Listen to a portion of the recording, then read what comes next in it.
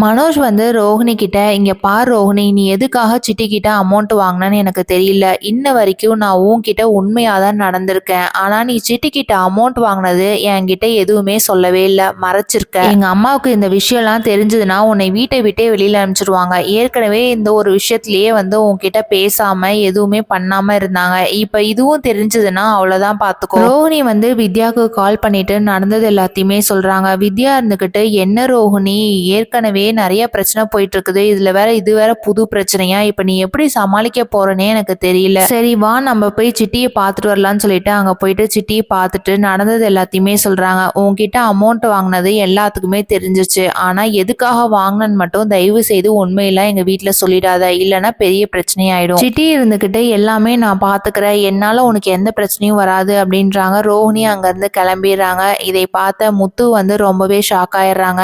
ரோஹிணி எதுக்கு திருப்பி வந்து சிட்டியை பார்க்க போகணும் அப்படின்ட்டு யோசிச்சிருக்காங்க. முத்து வந்து வீட்டுக்கு போயிட்டு மீனாவை கூட்டிட்டு அந்த டிவி நடிகரை பார்த்துட்டு பூவெல்லாம் கொடுத்துட்டு வரலாம் அப்படின்னு சொல்லிட்டு அங்க போறாங்க. அந்த டைம்ல மீனா கிட்ட, மீனா நான் இப்பதான் வந்து அந்த பார்லர் அம்மா சிட்டியோட இடத்துல இருந்து வெளியில வந்தா நான் பார்த்தேன். மீனா இருந்துகிட்டு, ரோஹிணி வந்து ஏதோ ஒரு விஷயத்துல தப்பு பண்றாங்கன்னு மட்டும் தெரியுதுங்க அப்படின்றாங்க. முத்து வந்து என்ன முடிவு பண்ண போறாங்கிறத வெயிட் பண்ணி பார்க்கலாம். தேங்க்யூ.